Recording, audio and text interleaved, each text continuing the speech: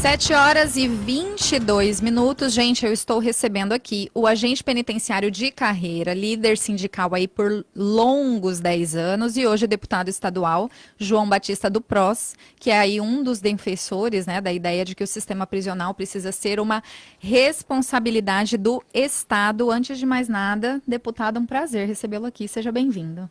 Obrigado, Ariana. Bom dia a todos que nos ouvem aí pela capital. Deputado, eu gostaria de começar falando pelo assunto que está muito em voga agora no Estado, essa crise com relação à greve da educação. Nós tivemos uma audiência em que alguns deputados participaram. O senhor esteve na audiência, o que o senhor pode falar com relação ao que aconteceu, até o período em que o senhor participou?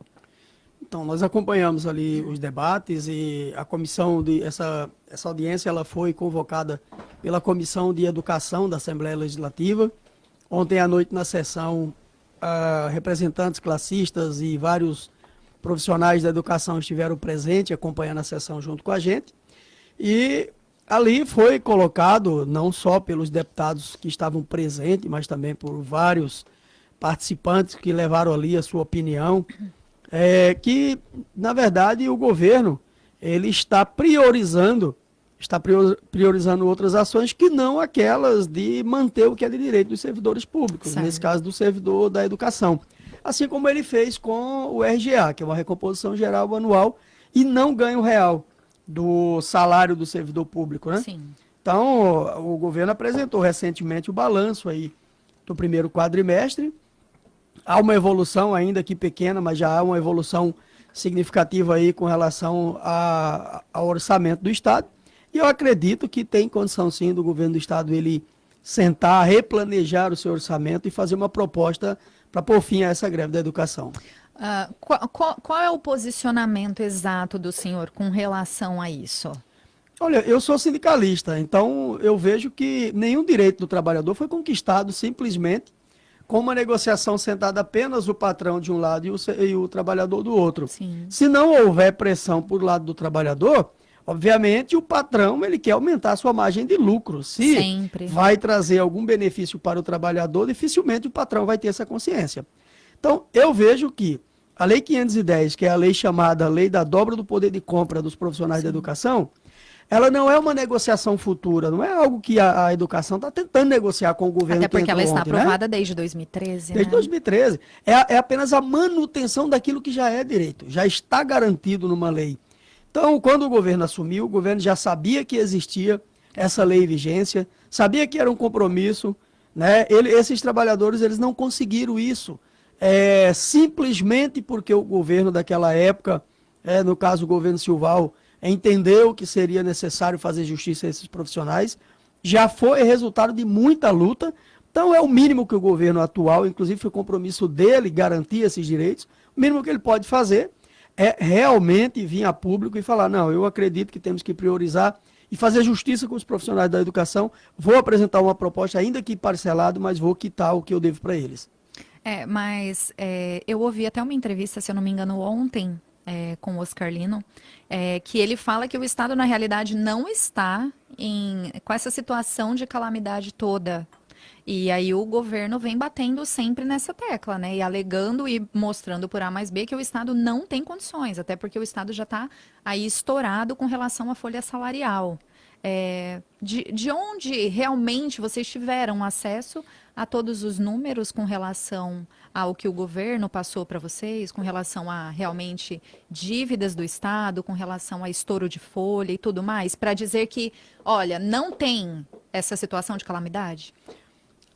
Não, eu acredito não, eu tenho certeza, porque ontem eu fiquei até aproximadamente meia-noite olhando o site Transparência do Governo do Estado. Sim. E essa é uma das vantagens que nós temos hoje.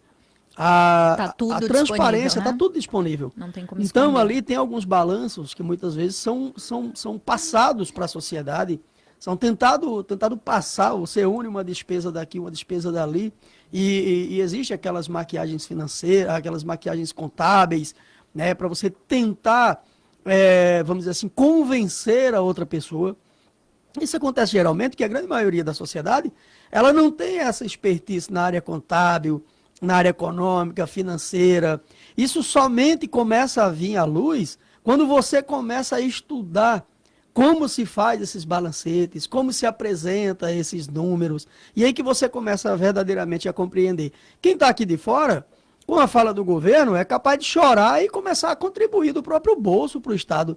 E não está nessa calamidade toda, não. Nós não estamos vivendo um movimento de praticamente dissolvência do Estado. Não está. Nós tivemos um superávit ali, agora no último mês, por exemplo, de mais de 100 milhões. Então, não tem como o governo dizer que não há, pelo menos, para fazer uma projeção. Fala, olha, vamos fazer o seguinte, eu vou colocar em dias esse direito de vocês a partir do mês tal, o retroativo eu vou negociar isso com vocês, mas na verdade o que ele quer mesmo, e a gente tem observado, eu preciso me manter duro, firme, porque se eu abrir as pernas para um, vai vir os outros. Mas tem que levar em consideração que ele tem que minimamente garantir aquilo que está em lei. O que está em lei, garanta. Se vier outras categorias para negociar aumento real, aí é uma outra conversa, aí ele vai discutir. Mas não existe esse estado de praticamente solvência que o governo tenta pregar, não. Ficou definido alguma documentação aí por parte de vocês para entregar para o governo? Eu ouvi alguma coisa, não estou bem certa. Do final da audiência ficou definido que vocês fariam algum documento, é isso mesmo? Sim, a comissão ficou de ser feito via comissão de educação, né? Para o governo do Estado. E abrindo, pedindo uma outra agenda e poder reabrir aí as negociações dos profissionais da educação com o governo do Estado. Até porque tem gente na linha. Alô, bom dia? Bom dia. Oi? Oi, Diego, do Cospó. Oi, desculpa, peraí, só um pouquinho que eu não tô te ouvindo. Pode falar de novo. Bom dia, Diego, do Cospó. Pode falar, Diego. Eu queria só ressaltar o que o deputado disse aí, que às vezes a gente entra o governo mesmo, ele acaba entrando em contradição. Eu estava lendo a LOA, Crédito Orçamentário de 2020, e me assustou com um estado de solvência, onde não consegue fazer investimento em educação, segurança, saúde, e não consegue repor a reposição dos servidores, como que ele abre mão de receita de 3.600 e vai deixar a taxa em déficit em 708 milhões. Eu não entendi essa solvência. Eu deixo de receber em benefício de alguém e sacrifico outros. Obrigada aí pela sua participação, Diego. E aí? Então, na verdade, eu até estava conversando com o deputado Lúdio Cabral e a lei de diretrizes orçamentárias já se encontra na casa, né? Sim. Bom, lá consta nos próximos 4 anos aí isenções, incentivos fiscais na ordem de 16 milhões para os 4 anos, né? Sim. O Estado, como disse o Diego aqui, um Estado que está em praticamente quase em dissolvência, tal, foi publicado aí um decreto de calamidade, decreto esse que você vê que ele tanto não tem fundamento que não foi aceito pela Secretaria do Tesouro Nacional. Então, é sinal de que ela não atende os critérios exigidos. Sim. Mas o Diego tem razão. Pra você ter uma ideia, o orçamento para esse ano é de 19 bilhões e 220 milhões. A despesa prevista está em torno de 20 bilhões e 900 milhões. Bom, deduzindo, vai dar uma diferença de 1 bilhão e 700 por aí. Sim. Só que o Estado ele já tem tomado algumas medidas que tem cortado despesas. Vê que a apresentação dos números do primeiro quadrimestre já mostra que a balança começa a se equilibrar. Está ficando, querendo ficar estável. Está começando a ficar estável. Por que não ficou ainda? Porque, como disse o Diego aí, na verdade, nós temos informações de que o realizado dos incentivos fiscais do ano de 2018 ultrapassou 5 bilhões. Então, não adianta a gente ficar aqui aumentando, porque o imposto ele é sempre transferido para o consumidor final. Ele é transferido para o consumidor final.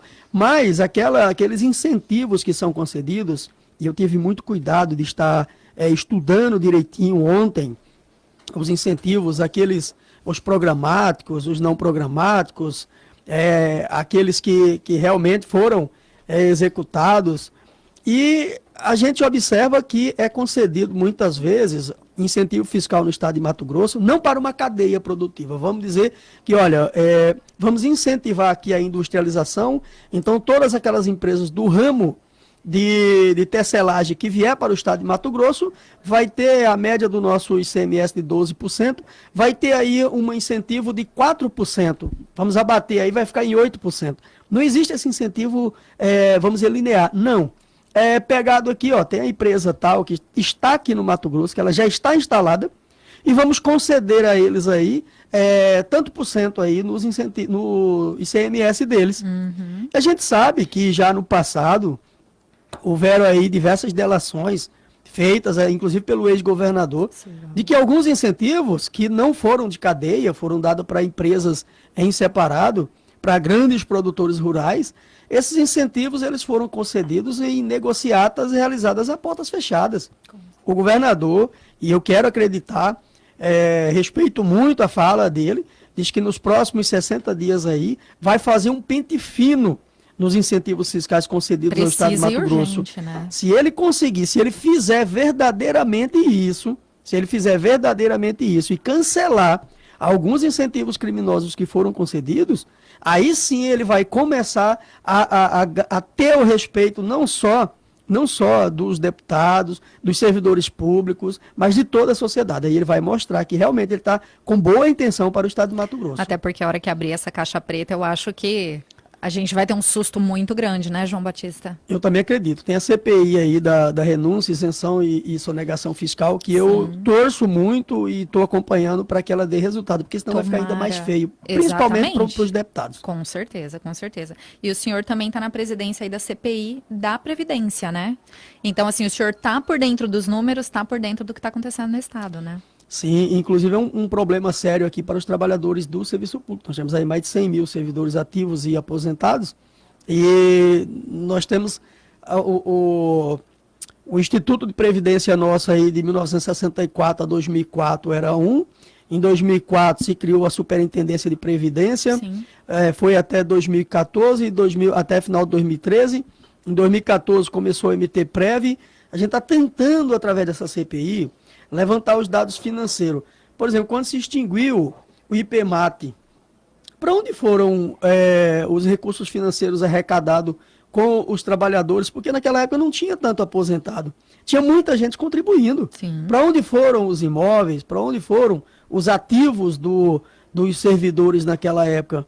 E aí cria-se uma superintendência e a gente sabe que nesse período a corrupção reinou em boa parte da gestão pública aqui no estado de Mato Grosso, e o nosso receio é que isso tenha sido extraviado exatamente, tenha ido para o bolso de alguém, mas ainda não podemos levantar isso, porque há uma dificuldade muito grande ainda de a gente conseguir números referentes à Previdência.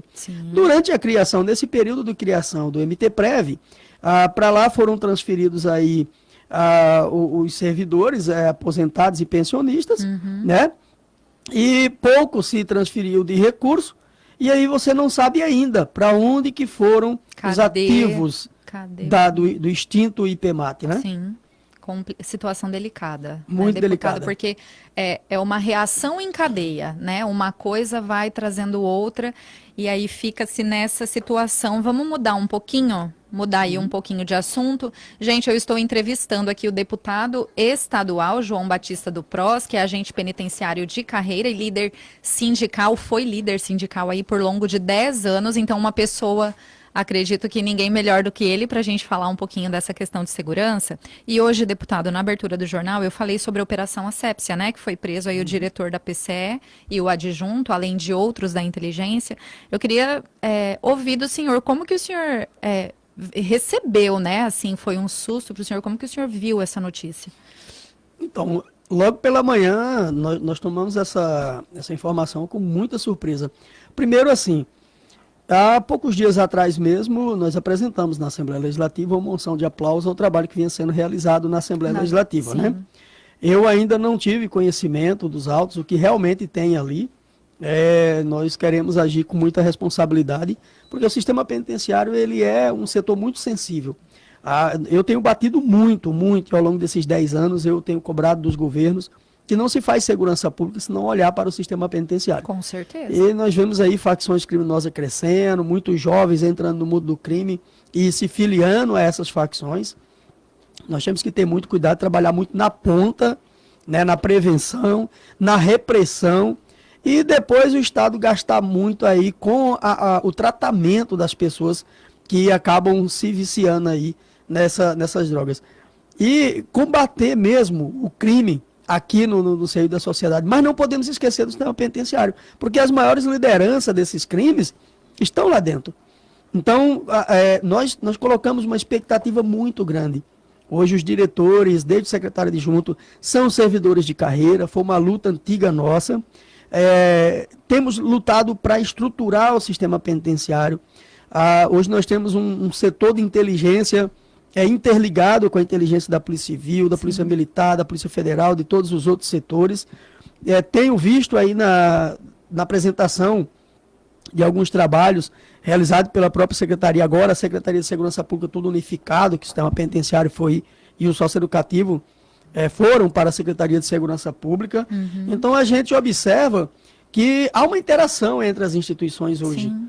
Quando acontece algo dessa natureza, inclusive dá um baque, você acaba dando que é uma esmurecida, né? Porque o nosso objetivo no final é fazer com que as coisas funcionem da melhor maneira possível e a gente regrida esse processo que a gente está tendo no estado de Mato Grosso de aumento da criminalidade, que está aumentando a criminalidade. Com certeza. Está aumentando. E o aumento da quantidade de jovens que estão indo se filiar a grupos criminosos para poder continuar cometendo crimes. E é no mínimo triste você ver que pessoas que deveriam estar ali para garantir a segurança, né, e de alguma forma, de maneira alguma, tentar entrar qualquer coisa errada, a pessoa colabora para que entre celulares na penitenciária. Esse diretor e o subdiretor... O senhor conhecia os dois? Conheço muito bem. Assim, né, de proximidade? Já trabalhei, inclusive, com o subdiretor Reginaldo. Os conheço muito bem. Pessoas que têm relevantes serviços prestados à segurança pública no estado de Mato Grosso. Exatamente por isso da nossa surpresa. E eu tenho falado que eu vou aguardar o desenrolar das investigações para a gente saber o que realmente tem de fundamento, porque não conversei com os delegados do GCCO, não conversei com esses servidores que foram presos e vou aguardar um pouco mais. Não conversei ainda com o advogado, pedi para que o advogado nós pudesse acompanhar, porque isso também é uma questão de segurança pública. Sim. É responsabilidade da Assembleia acompanhar, porque isso vai ter um reflexo na segurança pública no estado de Mato Grosso. Certeza. Então precisamos acompanhar. Tem gente na linha. Alô, bom dia. Alô, bom dia. Com quem eu falo? José Roberto, tudo bem? Oi, José Roberto, tudo bem? Pode fazer sua pergunta. Deputado, bom dia. Bom dia, José. Deputado, eu vou voltar um pouquinho no assunto. Eu tinha uma necessidade, eu estava ouvindo, tentando telefonar, não estava conseguindo. Sobre os incentivos fiscais, o governador está com essa ideia que você disse que dá uma sensação de que ele realmente quer resolver esse tipo de situação. Eu só vou fazer uma pergunta. A empresa dele continua tendo os incentivos e ele, se quiser, ele vai começar pela dele. Outra coisa, quanto ao IPEMAT, eu fui funcionário do IPEMAT. Essa CPI deveria investigar onde que, sobre a arrecadação daquela época ia ter para conta 100. E depois, no final do exercício, cada mês, o Secretaria de Fazenda, qual a despesa do IPEMAT? Repassava para o IPEMAT. Então, se começar a partir desse número, isso foram décadas assim. Então, na verdade, esse dinheiro sempre ia para a conta 100. Depois seria desviado para outra finalidade, daí é uma questão de gestão. Mas ele nunca ficava no caixa do IPEMAT. Por isso que quando tinha pouca gente aposentada, muita gente recolhendo, nos formou um fundo.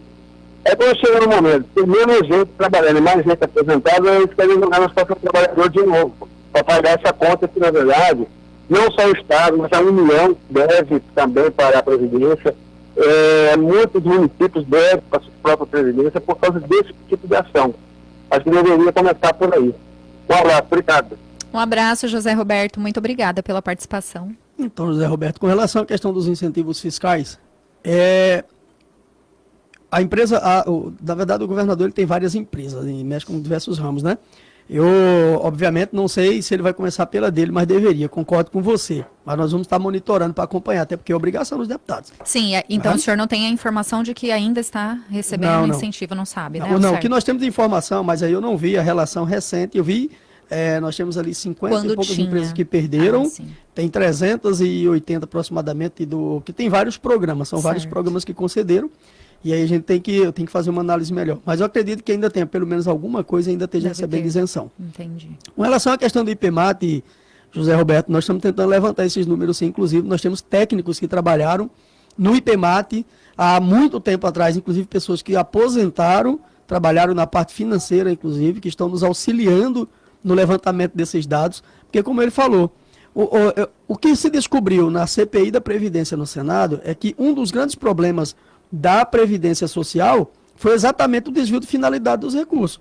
Utilizar recursos da Previdência para outra finalidade que não aquela para a qual principal. Ela foi criada. Sim. Aqui no Estado nós não utilizamos ela para a questão de saúde, como é o caso da Previdência Social, mas utilizamos para o pagamento das aposentadorias e os benefícios dos familiares, né? Sim. Mas existia assim, jogava na conta 100, a conta 100 é uma conta única, é uma conta única, e muitas vezes podia se utilizar esse recurso para outra finalidade que não o pagamento. E aí não fazia o fundo, que realmente era para ter sido criado o Funprev desde aquela época, para a gente poder ter recurso hoje. Sim. Situação delicada. Deputada, eu queria ainda conversar sobre tantos assuntos com o senhor, mas infelizmente hoje a gente está com o tempo muito apertado, já são 7 horas e 43 minutos. Eu gostaria muito de agradecer a presença do senhor aqui, pedir para o senhor voltar outra vez, para a gente conversar muito mais assuntos, principalmente relacionados à segurança pública, que como eu falei, ninguém melhor que o senhor para tratar do assunto. Agradecer mais uma vez a participação do senhor, deixar o microfone aberto para, se tiver algum assunto que de repente, é claro, eu não perguntei, o senhor puder falar. Diana, nós que agradecemos o espaço. Eu acho que não tem coisa melhor para quem está na Assembleia Legislativa, para os deputados lá, do que ter a imprensa à disposição para a gente fazer uma prestação de conta das nossas ações. Às vezes, por pecarmos tanto e não divulgarmos o que fazemos, é que também fica maculada a imagem dos políticos, principalmente aqui no estado de Mato Grosso. Os atos de corrupção praticados no passado, eles não podem ser transferidos, esse passivo, para os atuais. Existe muita gente boa que está tentando fazer alguma coisa. Então, eu tenho falado para o pessoal, nos dá aí pelo menos 1 ano de trabalho para a gente mostrar serviço, e aí sim, as cobranças mais ferrenhas. Mas cada um tem seu CPF, cada político, cada gestor, cada servidor público, cada jornalista, cada um tem seu CPF. Eu acho que a gente tem que pagar por aquilo que a gente faz e não por aquilo que a nossa categoria, que o nosso segmento pratica. Obrigado mais uma vez. Hein? Tá certo, então, 7 horas e 45 minutos. Eu entrevistei aqui o deputado estadual João Batista do PROS. Nós vamos para o intervalo e voltamos já já.